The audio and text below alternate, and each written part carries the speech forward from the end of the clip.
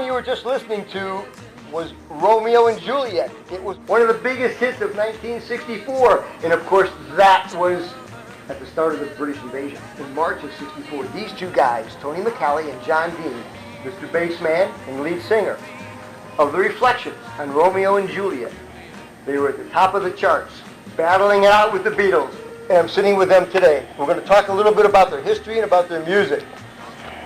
Now, guys, tell me, you weren't born Reflections. How did you get to be a Reflection? How did you get to be part of music history? From a mirror. From a mirror? From a mirror, yes. Way back when you were a little kid? No, not when we were just beginning. We didn't have a name for the group yet. But we used to go over to Tony's mother's house, and we would rehearse. And they were from New York originally. And in New York, you had wall to floor to ceiling mirror.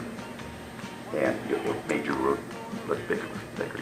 So we'd pull a couch out of the way, and we would just line up in the middle of the living room, looking at the mirror, and we would go through actions to see if we were doing everything the same. Hey, you're not going to stay with us. Yeah. You're going to go behind you, just to see what it looked like.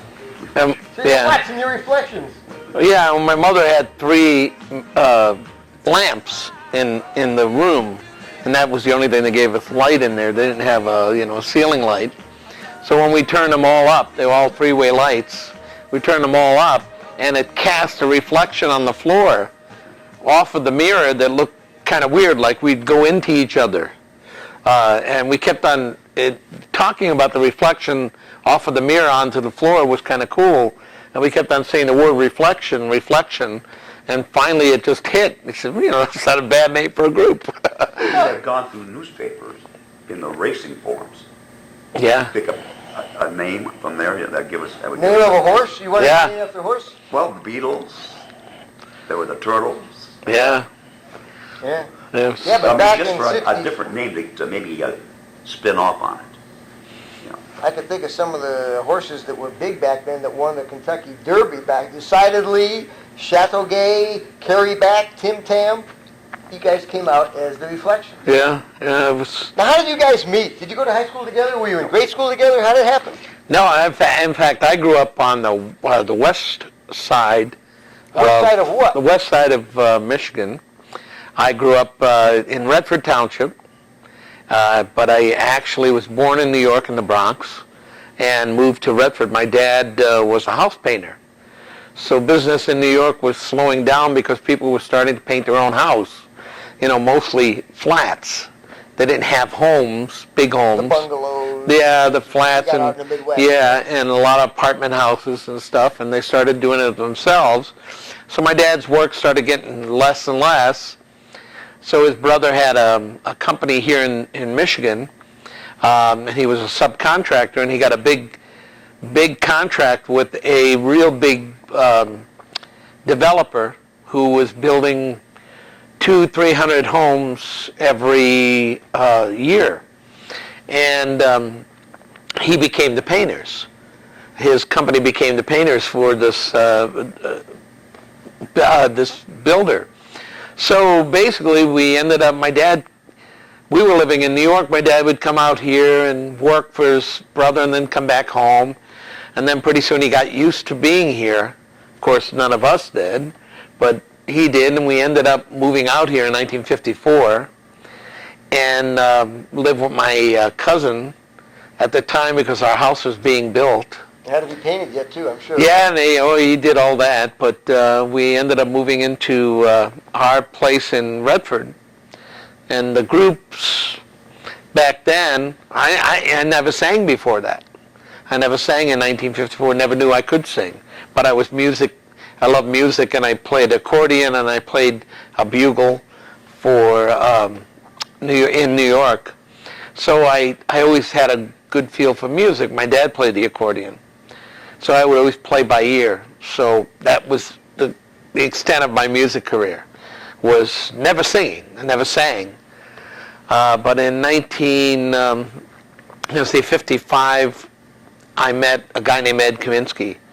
And Eddie had an absorbent amount of R&B records that we would listen to every day. Penguins? Oh, I mean, James Brown. James Brown, nobody ever heard of him before that. unless you were a black, follower. Yeah. And we would listen to stuff that James Brown had and go crazy. So, man, this guy is cool, Yet, it's not, you wouldn't hear him on the radio. I never heard it on the radio. So we'd listen to that music every day, and then also our own oldies stations. I used to love the... Oldies? Back then, you didn't mean oldies? Well, our stations, right. they're true. They weren't oldies then. I look at them fondly now as oldies, but we would listen to the Everly Brothers, loved the Everly Brothers harmony for two guys, but of course we didn't know what harmony was. So Eddie would start singing, doing one of the Everly Brothers things, and I started humming with them, and pretty soon we found out that I knew harmony. Didn't know how I knew it, but I did. I would sing a note, and I was just following what was being played on the radio. So pretty soon we started singing together. And John's group started basically the same way. He was in a... Your group? Del Prados. The Del Prados. Del Prados. And I picked that name up. We were driving by to go to one of the guys' houses to practice. And there used to be a hotel on 6th and Telegraph called the Del Prado Hotel. I said, boy, that sounds like a nice name for our group. So we became Del Prados. We used to sing at people's basements, drive-ins. As it was, drive-in. Oh, yeah. Now, were you in junior high school, high school? I was high school. High school at the time? Yeah, 16, 17, because I did have a car. And What side of town were you living on? Out west by him? yeah, on the west side. Well, kind of, probably 15 minutes apart. We didn't know it. Yeah, we didn't know it then. Yeah, well, he was in the Detroit area. Detroit, I was the outer part of Detroit It area. was just inside of Detroit, Right, but on the edge. yes. And you were out of Detroit, western. Yeah, I was in, But the difference was about 15 minutes. yeah, 15 minutes. So how did you guys get to cross paths? Daily driving. Daily drive-in, we all used to, we would get together, hear somebody singing, so some of us would walk over there and we'd add to whatever they were singing to, and then Yeah, because a lot we of, had 10, 12 voices. right, because a lot of times your whole group isn't there. So if I sang with four guys, normally two of them were there, we'd meet other guys from other groups and we'd sing together.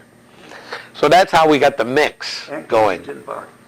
Kensington, yeah, we used to go to Metropolitan Park here where we, the whole object of singing was girls. Yeah. That's what, everybody has to have that in mind. That's the only reason we did it. That's why the birds sing, to attract the other birdies. Yes, The exactly, girl birds. exactly. That's the way life works. We sang because we would get a crowd of girls around us and they would, they would talk to us. Other than that, they'd never talk to us. They wouldn't look at us. So basically, that's how we started doing it, John. He was in the Del Prados. Who were you with? I was with the Parisians. The Parisians. Yeah, our group was the Parisians. We had four guys in that group. Like I said, Ed Kaminsky, Dennis Stamkoff, Dave Adams, and myself. And then that group took transition, changed people because some people moved, some people had jobs that, that Yeah, life prevented gets in the them. way and it moves people around. Exactly. Takes So people we there. had a guy named Les Baxter that came in and started singing with us. And then from that, Ray Steinberg and Phil Castrodell came in. And then Dan Benny and I were, And Dan Benny and them was singing together. so the two of us, So he came in. just one day got together and said, we were amongst the five of us. Yeah. The five of, and it included the two of you. Yes. Okay. So that's basically how the Reflections got together, because Ed Kaminsky, who I really started singing with, who got me to sing, period, Eddie went into the Navy. And because he did, he was gone for a long time, and of course when he got out, we didn't see each other much. He didn't know where I was living. We had all moved from each other. And Eddie became kind of distant as far as, not a friend, but as far as the music business. It wasn't his priority then. He had a family to worry about. Yeah. So, he got into, he would sell meat. That's he worked for Rath Company. And he would actually buy the meat for the trucks, and they would deliver to. So that's what he did. So he was quite involved in that, and so we of the 5 original Reflections got together, and there was like John Dean, Dan Benny, Ray Steinberg, and Phil Castrodell, and myself. So we were together for, I'm going to say 61. Yeah. From 61 through 64, all of us other than Ray. Ray had left the group in 64. Was that before Romeo and Juliet? No, that was after Romeo and Juliet. We were on tour, and he had some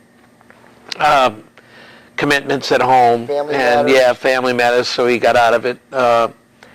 He got out of that at that point, but there was just the 4 of us, and that's what we traveled with. We were basically the Reflections became 4-piece rather than 5-piece at that point, and so we would do all our tours, all our shows, everything, the movie that we were in. Tell me about that movie. What was the name of that movie? Winter a Go-Go.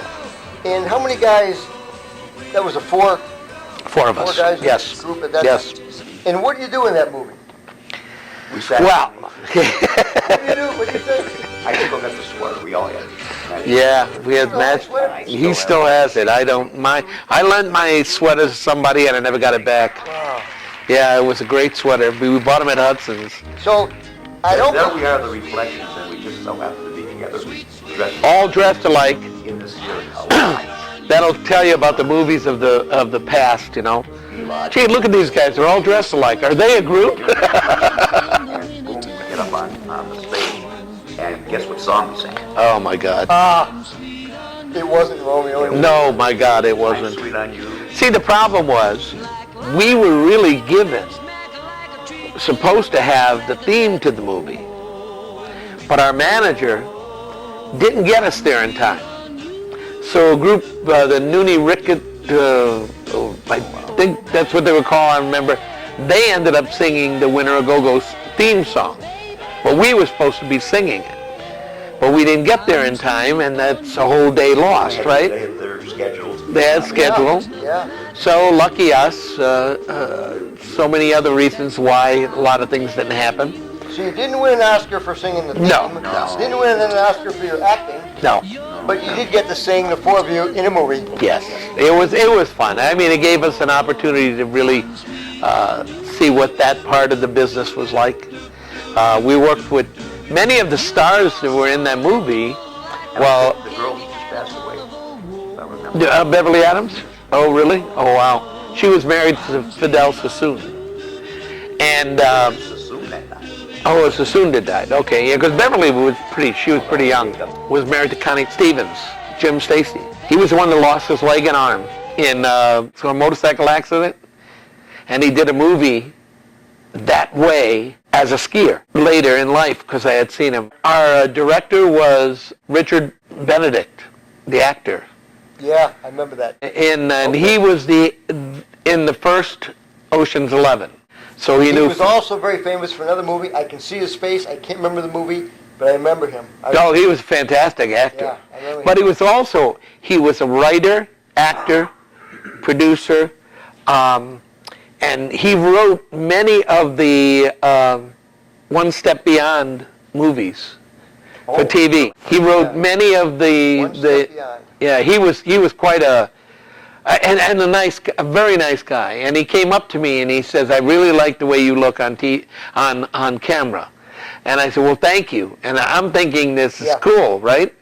And he says, "But I'd like you to move your mouth a little bit and do things." I mean, we knew it so well that we knew exactly what he was going to say. It was like, "Hi, we got a big surprise for you tonight. Maybe with a little coaxing, we can get the Reflections up here to sing for us." Well, he couldn't say that. How many times he went through it and kept on flubbing it up, right? Couldn't say it 2 times in a row the same way. And we learned it by the end of the day, you know. But he gets us up. We're all sitting in a booth. We're all wearing the same sweaters, which is even funnier. And we all get up and we sing this lame song that I hated. And in the audience, do you remember Die Hard 1, the first one? Do you remember the FBI agent? No. Well, the FBI agent has been in many, many movies. He's in the audience watching us sing in this movie, licking a big lollipop. He's the guy that played the FBI agent. He was the guy in Breakfast Club, the teacher that watched the kids in breakfast. He became a big star. I mean, he was in many, many movies. Part of the ski lodge. It was fun. But before you guys became big movie stars, Yeah, right. you guys were still singing here in Detroit. And if I remember correctly, you guys did things like what they called record hops. Oh my God, yes. Ton of record. We worked with Ann Margaret at Club 182. Yeah, Plymouth Road in Livonia. Plymouth Road, Livonia. Ann Margaret was a singer when she first started. Young kid, good looking. I was making a beeline for her. I said, and she had a boyfriend with her, and I said, "Is that your boyfriend?" You know, like a dummy. Beautiful redhead, just knockout. What I mean, when she was little, young, she was a kid. That was Club 182. Club 182, and then we did Wall Lake Casino here in Michigan. That was one of the big ones. That was actually, it was like the old ballrooms of the 30s. The 20s and 30s and 40s, with the wood parquet floor, real big, the size of a skating rink, okay? Real high ceilings. All the greats performed there. Glenn Miller Band, Tommy Dorsey, Frank Sinatra, everybody that was anybody in the business, Kay Kaiser, you name the bands that played, they played there. And it was on the water. Beautiful area. Grandy Ballroom. Yeah. Then we did the Grandy Ballroom. We did a lot of black venues because, believe it or not, our group was considered R&B group, so they didn't know we were white. A lot of high schools, they would open up the gym for a sock hop. Yeah, we did a lot of them. Wasn't there a place out by the Ford Motor Company? You did a sock hop, or was that a Ford Motor Company? That was 182. That was 182? Yeah. Right across. Yeah, right across from Ford Motor Company. That's where you saw Ann Margaret? That's where we saw Ann Margaret. And didn't you do some sock hops with Mr. Excitement himself? Jackie Wilson. Well, Jackie, we did tons of places. He probably did everything, every place that we were at, he was at. But on the east side, we sang with, back then, Patsy Cline, Jerry Lee Lewis, all in one show. Jerry Lee Lewis and Roy Orbison, and we were the only live group there. We were young kids. What do you mean the only live group? They were pantomime. It's a record hop, like Art Armory, on 8 Mile Road near Mound. Yeah. So we did that show there. That was like the cream of the crop when you get those three people in one show with you. But we were kids. They tried to teach Obie, they tried to teach us, okay? So because the reason Joanne and Ed Wingate, who hired them to teach us, is because they don't dance with their feet. They dance with their hands. So they figured they'd be good match for us, because we had to dance with our feet and hands. We wouldn't know how to sing anymore, because we paid too much attention to everything but singing. So they worked with us for about a month and a half, and then when they left, they went to Motown. And they had their first hit, which was funny because we didn't know them as the Four Tops. And suddenly they're given this new name? Yeah. And then you're supposed to... That with the Four Tops. We were on a road.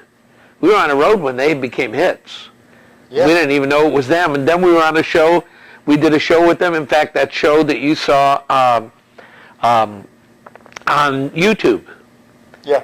They're there in that show. Really? There. If you look at that show, the actual show, they're there. They're at the beginning. Well, I have the original show. Where was that? What do you mean you have the original? Chivalry. I have the original show. The show that we were on. You got it on DVD? Well, yeah, but no, it's on VHS. Yeah. But it's the original, and the Four Tops performed just before us. They were on the same show with Now, us. they show one panoramic view. They show all the people standing up around. Yeah, right. Scaffolding and everything. I think Hullabaloo was one of the first to come up with, did they have blocks, letter blocks of their letters? Yeah. Hullabaloo, yeah. Behind there, and then of course they got sets afterwards, and but we did the beginning of a lot of things. We were on the Mike Douglas show that's out of Cleveland, and that was a regional show. Then it wasn't national. Right. And then we did Lloyd Thaxton, that was out of California. We did Joey Reynolds' show out of Buffalo, New York, and he had a regional show too. But Murray Decay and all those guys we did shows for, but I don't remember doing any TV for Murray Decay. We might have. Golden World isn't here anymore, but the location is here in Detroit. I'd like Right. to see where Golden World was. Yeah, well, why don't we take you Okay. there? We can go there. Okay, but before you do, I want to stop off at this place we did the record hops. Oh, the 182. Yeah, Can yeah. you show me where that is too? Definitely. Can we go there now? Yeah, let's Who's going to boogie. drive? I can drive. You drive, okay. I drive, I know where everything is. You're in charge. Let's go. All right, All right, let's take go. me over here to UAW Ford Local 182. Why did we come over here? This is where we started some of our record hops. That's right. He's in town. Yep. They used to have dances every Friday and Saturday Sock night. hops, no shoes, Inside this hall here. inside this hall. Yep. Yep. Now, John, I don't know if you can see, but right across the street is Ford Transmission Chassis Plant. I worked back there a little bit after we used to come here. got together then, and this is before you had records out? Or? Released a record, and of course you go out and you do your You hype it, yeah. you hype the record all over town, and We the were record getting was played playing then on on CKLW. Yeah, You were CKLW. getting played on CKLW when you guys were appearing here? Yes. Keener Radio. Yes. What song did you have out at the time? Romeo and Juliet. Just like Romeo and Juliet. So back when you were on Keiko, were you still performing over here? You know, we did some record hops, not everywhere, because the record was played on not all the radio stations. Some of the radio stations played. One side was Helpless, the other side was You Said Goodbye. They flipped it halfway through and started playing You Said Goodbye. Then we, after the world, and signing a contract with them. With Joanne Bratton. Yeah. Well, we did record hops here, all around the Detroit area. All around Detroit? Yeah. Yep. Did you play the 20 grand? Yes. Yes. Oh, yeah. 20 grand. And the ballroom. What was the other The one? Greystone Ballroom. Greystone Ballroom. Okay. Played the Greystone Ballroom. We played Latin Quarter. Mm-hmm. Yeah, we did so many things. The Fox. You played at the Fox? Yes. Yep. And now who was on the bill with you guys when you were playing when you were playing these record hops here and when you were playing the Fox Theater in downtown Detroit? Well, you know, I could tell you that we worked with Mary Wells many times. We worked with Temptations. We worked with Martha Reeves at the time. Anybody that had a record out the same time we Tops, did maybe. was Yeah. here. Yeah. You know. But if you guys were at Golden World and they were all at Motown, how did the two of you get together? You're in a union of singers. No matter what you are, you're a singer. And no matter what record company you are from, doesn't make any difference. It made no difference. It made no difference whatsoever. You're part of the clan. And we did record hops with a lot of in fact, all the Motown. We did many shows and record hops with Marvin Gaye. I mean, I can't tell you how many times we did them. Yeah. I mean, we used to marvel at them because they were the big guys. Yeah. So we'd look at them and say, someday we'll do this. Were they over here with you too? Oh yeah, yeah. So you talk about Mary Wells sang here too? Oh, yeah. And Marvin Gaye Everybody sang I'll here tell too? you who Everybody had a sang record here that I remember, Anne Margaret. Is that right? I met Anne Margaret here. I tried to date her. No kidding. At the time. Silly you. Silly me. I was stupid. But anyway, I tried to date her. She had long red hair, just absolutely beautiful girl. She came here. She was singing at the time. Just beautiful girl. And this is where we did it, right here. No kidding. This is the place now, that we... you brought me over here. I didn't know that you were singing with those big names. Oh, yeah. Oh, yeah. Who else? Well, I mean, everybody... Martha and the Vandellas? Martha and the Vandellas. I thought it said the Pop might have been here too. I'm not sure. Well, the Supremes weren't big at that No, time. But they were here? But they, oh yeah. On the They didn't get big until after a tour they were on with us. Yeah. Yeah, the tour that they were on with us, Baby where Love come out. Baby Love came out, That's when they got big after that. Yeah, that was number one in '64. Yep. Mary Rose became one of our best friends. So, why? I mean, Well, she really liked our group because we could harmonize. That was the ability of our group. I always felt that was the thing that we cared about. We could never dance. We were the worst dancers in the world. Nobody could move their feet and hands at the same time. So what we could do was sing. So when it got to the point where they were asking us questions about the group and we'd start singing, they had this admiration for us. They really liked what we did. So did you ever back her up on stage? Did you ever sing behind her? no, because most of the time, you see, when you You were singing to your record. You weren't really doing live shows. You weren't Oh, there wasn't a live band? No. That's why when you say record hop. The record hops didn't have that kind of capability. They danced to the records, you know. Yeah. Oh, yeah. They didn't have DJs that. nowadays. Okay. Yeah, they come out, they bring you a record, they put it on, they play it, and then they say, here they are. Yeah. They come out and they start the record. Thank you very much. We shake hands and you're off to the next show. Yeah. So we wouldn't see all the acts here because we probably wouldn't spend more than half an hour, 45 minutes. Yeah. And then you went to the next record hop the same night. Exactly. We did about 4 or 5 in one night. 4 or 5 in order to do that, you could only spend a certain amount of time between drive time and the next show. But this parking lot used to be loaded. 57 Chevys. Everything. You name it. 57, 58, 50 Mercs. The whole parking lot would be full of all these people. And girls standing outside, having a smoke, you know. We're all talking about, those were the good old days. Because this place used to be one of the premier places to come to. Yeah. In this area. Club 182. Club 182, yeah. How many kids could you pack inside there? You know, I really don't know, because when you're younger, everything looks bigger. Yeah. So I would say maybe 400, maybe 500. But nobody's sitting though. Everybody's standing. Everybody's standing. Yeah. Nobody's standing. I had tables and you could get a soft drink and that. Soft drink and that. But if you were packing liquor or something, you went out in the parking lot. Yeah. Come back in again. And it wasn't a concert because it was a dance. The dance. Yeah. And they play so we would only be a part of that night. We'd come in, we'd do our song, or maybe the B-side. We'd do both sides, and then we'd leave. And what did you guys travel in? We used to go to Barry's car. Yeah, Barry had Chevy 409. Who's Barry? Keiko Records. He was our. He drove us around, and we convinced him to buy a 409 Chevy convertible. Because we wanted to drive it. You had to have one of those. Oh, God, we had to have those. Travel in style, you know. Yeah. So he used to take us, and then later the Golden Whirl. I think we used to go in all kinds of cars. I mean, it depends on who was taking us. Yeah, if it was a radio jock or somebody, they would pick us up at a certain spot. Cadillacs or whatever. Or T-Birds, or that's what they used to do. Now, Golden Whirl was your record label. Right. Yeah. Okay. Now, the record label that we got the hit from. Right. Yeah. Would you show me where that's at? Can we take a ride over there and go over and take a look? Yep. This is where it all started, Tom. Right here. As a matter of fact, I think it's the same building front. They just, improved it because that entrance over there was the main entrance. There wasn't another. There was not this one over here.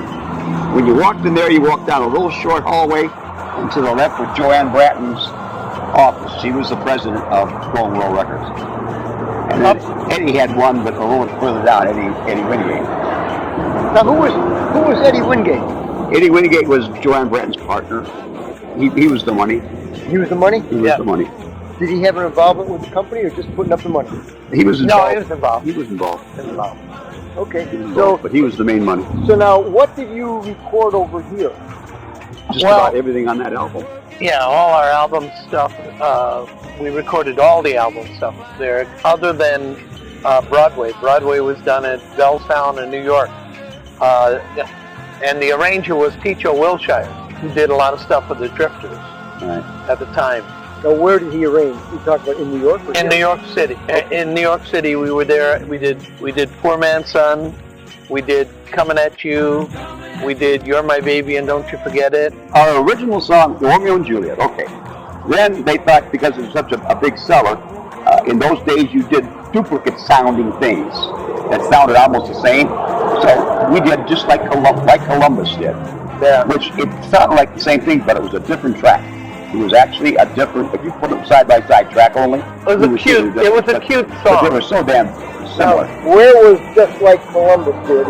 Here. That was recorded right here? Right. And we were against them doing that song because it sounds too much like Romeo's. Yeah. It's not going to do anything. No, you're wrong, we're right. Okay. We had so many songs in the can at the time, and that we wanted to release. We wanted to release "You're My Baby" and "Don't You Forget It" because it was a very Beatles-sounding song, And up tempo and the Beatles and were big it had a fans. very English sound to it. You guys were hitting it big in the beginning of 1964. Right. Yeah. At the exact same time that the British invasion Exact same time. was at its peak. Yes. Terrific marketing.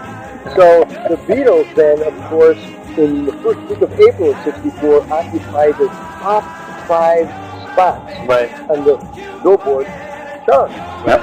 So there wasn't really any room for anybody or anything else, but yet this is when you guys were also hitting your stride.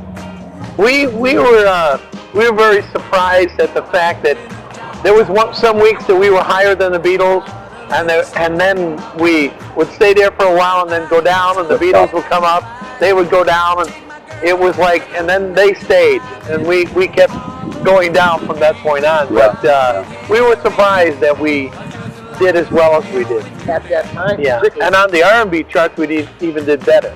Now see, everything to me is based upon timing. The Beatles came to the United States. They landed exactly 75 days after President Kennedy's funeral. Mm-hmm. During that time, after President Kennedy was assassinated, very few songs were recorded, very few songs were released, nothing was being promoted, nothing new was happening. Until Right. the Beatles came in 64, and they really refreshened everything. Right.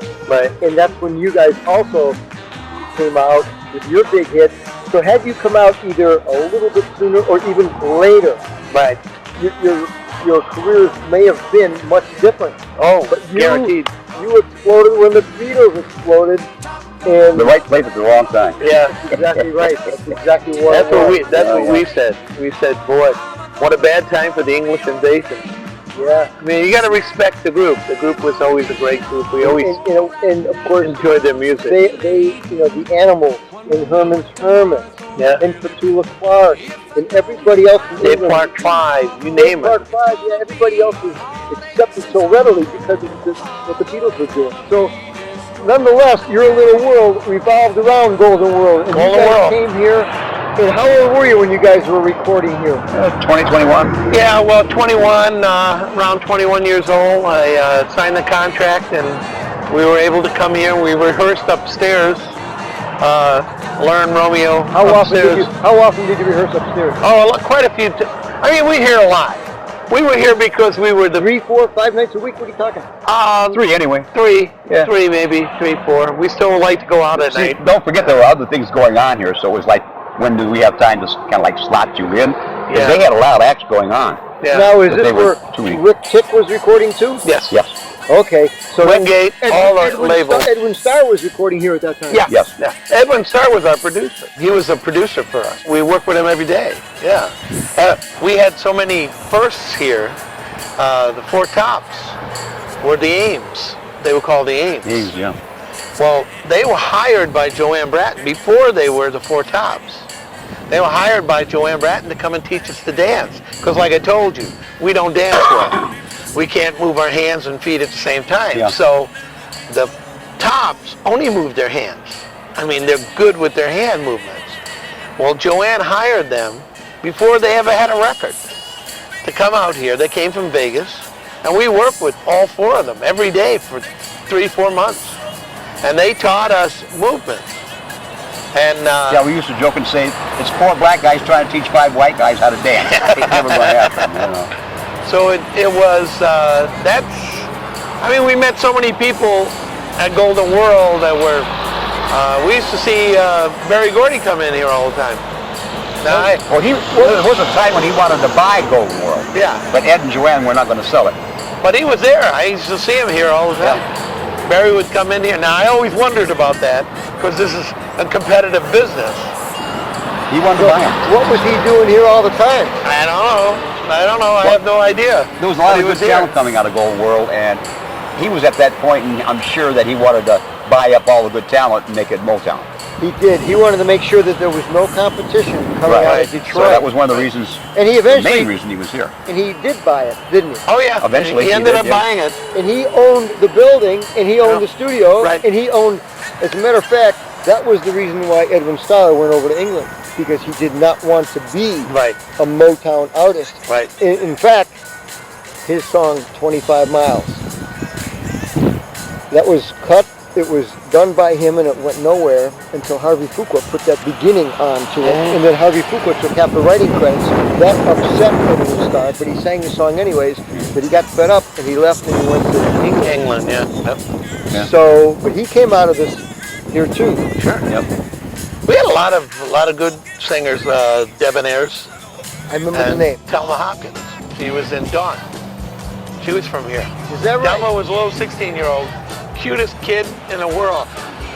And I used to always kid around with her because she had a great sense of humor. She'd make you laugh.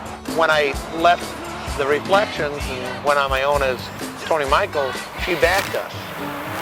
She backed me anyway on that particular record I did. And there was a lot of talent in there. Deep Priest. Another group, yeah. Yeah, another group. I mean, that we had in there that was great. They were quality singers. A lot of quality singers here. Oh, yeah. And you mentioned the fact Barry wanted the studio. The other part of this that he wanted that he didn't have in Motown was the echo chamber. We had I think it was German. The echo chamber. The echo chamber here was so great. It was a building by itself, and it was right off to the left in a little courtyard. And it was a square building. It was about maybe You had a duck to get inside. maybe 5 feet high by maybe 4 or 5. 8 by 8. Something like that. But it 8 was by 8. an echo chamber. Yeah, 8 by 8, and inside the walls apparently it was round in there, and they had a speaker and a mic. So if you said something, it would go forever. It was the best. It's a huge metal plate that was hooked up electrically and to the microphone. But the acoustics in there, it was like, Oh, it was fantastic. they could regulate that it. sound. If it came out of the speaker, it would resonate around that wall. And we did it one night. We just wanted to see what it would do. So we yelled at it, and it wouldn't stop. I mean, he said, I can make this go for another hour. So you've got to be kidding. I never heard an echo chamber like that. Only one of its kind. Yeah. Now, did you record just like Romeo and Juliet in this building? No. Actually, Romeo and Juliet was the voice track for Romeo and Juliet was recorded in RCA Victor in Chicago. The band track was recorded at United Sound because this was being built. They were building the studio. At the time, they were putting in all the equipment. In fact, some of the equipment came from Cleveland. It was a one-of-a-kind 16-track board. When we were in Chicago, it was like we went into a real studio. I mean, this is the first studio we ever walked in where big-time singers were in this studio. RCA. This is RCA Victor. Yeah. We see people like Frank Sinatra on the walls, and we're going, are you kidding me?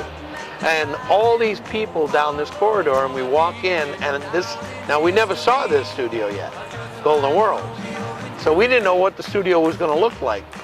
But in our minds, that was the studio in RCA Victor. When we walked in, this is a real studio. We walked in there, we recorded. It took us about 3 times to go through Romeo and Juliet. It was recorded, and that was the first time I ever heard the band track. Never heard it before, because I only heard him on the piano playing the song and singing. Well, Bob wasn't a singer. It was Freddie, Gorman, and Bob Hamilton. And Bobby wasn't a singer. Now, who's Freddie Gorman? Freddie Gorman wrote Mr. Postman.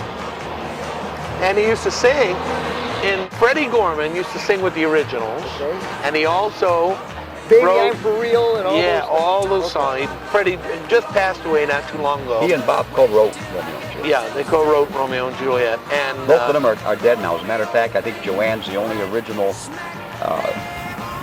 how should I say it, Golden World people still alive besides yeah, still us. alive. Yeah, Golden. Everybody else has passed away from That's not too good, John. We're in front of... I know, you know, it's Not like the time to karma. talk about Is that karma? Let's keep that between us. Yeah. You told me once that you were making fun of the song. Oh, Yeah, there was well, a part in that we didn't like. There was, see, we thought it was a bubblegum song. You know, it was going, oh man. That kind of stuff we wanted to see. Yeah, because we couldn't understand really what Bob was hearing in his head. He's the writer and arranger. And so we were sitting there listening to this and going, so we decided to put in this falsetto stuff as a joke. And Bob turns around and says, I like that, keep that in. Now we're going, oh my The part God. he's talking about is that doo-doo-doo-doo. Yeah. That part. So We we're go, God, we just screwing around. He said, yeah, I like that, keep it in. keep it in. So no. all of a sudden that become our trademark. The falsetto, and we never did that in any song we did before. So Like Columbus did as a follow-up. Instead of going doo-doo-doo-doo like Romeo, in Columbus we did doo-doo-doo-doo, doo-doo-doo-doo, Yeah. you know, like, Which is old place. Yeah. Yeah, yeah, right. yeah, like, you know, nautical. Yeah. So anyway, we ended up in RCA Victor, and they said the tracks are done, and we're going to lay down the voice. Now you sang lead on Romeo and Juliet. Right. And you sang bass. Yep. And Did you sing lead on all the songs? For Yeah, the, yeah. For the reflection? back then I did it, except for 4 songs that were done by Darren Deanna, who was a good friend of mine. I had quit the group at the time because of just personal reasons. We had slowed down, we weren't doing a whole lot. Yeah. We wanted to Yeah, I want to leave, and explore his own thing. so I ended up going back to Golden World, and during that time, Darren Deanna took over, and Darren was a great singer. He had passed away not too long ago either, too. And he had 4 songs, Long Cigarette, Vito's House. Vito's house he had, yeah. Yeah, Vito's House, he had Long Cigarette. Long Cigarette, he had Escape from Cuba, Well, we did Escape And from Cuba Adam with and him. Eve. And Adam and Eve. and Adam and Eve. We recorded the album here, which was, there was 12 songs on the album. So one of the first songs that we recorded was written for my wife and I when we got married in 1964, June Bride. June Bride. And that was written, Bob, that was a gift to me and my wife, and I got to sing it the first night at our wedding. So it was called June Bride. Then we had Henpeck Guy in there. We did We Ooey Now had Now, which was Ooey Now Now, which October was, that we now that's a song that we were actually singing in there as a joke. They were not clean words. It was Halloween. And we Yeah, weren't, at the time we were and doing a it, lot so of the we stuff figured that it was we Halloween put in song. there wasn't clean. But they had taken that song actually and spliced it together and created the song with our voices. I mean, we were singing Well, you it. had to change the words. Well, we were Oh, yeah. singing good words too, Oh, okay. but some were bad. They simply took out the bad language. They took Oh, yeah. out the bad language and created a song. We had to learn it off the record because we didn't know what we said. But there was stuff in it like Yeah, he kind of did stuff all like that. He did all that. And It took it to a spooky, spooky movie, and I would go in the background, and then the lyrics would follow that kind of stuff, you know. And Phil would go yeah, you do all that. like a, And that's on the record. and that's it's on. Yeah, It was like a fun thing. And you could tell that phonetically I was trying to get words in the beat of the song, and I'd hold on to the words like met her on a Monday. it wasn't really right, you know. But we ended up doing it because, like I said, when we learned this song, we had to learn from the record. We had no way of knowing what the heck we said. Just like Romeo and Juliet, that took you to the top of the charts, and that was your ticket to get on all these national tours. Oh yeah, Okay? Right. Oh, yeah. Part of these national tours, you toured with people like Dick Clark. Oh yeah. You toured. Who? You tell me. I don't want to. Well, ask you. Dick Clark was with us for a few of the weeks because he was always flying back to tape, you know, American Bandstand. And he had a lot of work. Well, Gene Pitney, Bobby Goldsboro. Brian Hyland. Wait a minute, go through these names slower. Because You wanna say something about each name so that I can show the picture on the screen. Okay. So tell me Dick Clark. Well, Dick Clark was pretty good guy to work with. Oh, yeah. We always admired him. So we had Dick Clark was there. I'm going to say we went through some of the master of ceremonies. They were all stars. One was Fabian. One was Paul Peterson. So you toured with At Fabian? different times, they would come in and become the master of ceremonies for maybe 2-3 weeks of the tour. The tour was 3.5 months. So part of the tour, Fabian came in. Sometimes Dick was there. Sometimes Paul Peterson But it was was the there. Caravan of Stars. But it was With called the whole Caravan thing of going. Stars. There was 17 acts. The Shirelles, the Jelly Beans, Crystals. the Crystals, the Dixie Cups, Yeah, the and Major Lance, and the Supremes. In fact, the Supremes were just introducing Baby Love on the tour with us. In fact, Diana Ross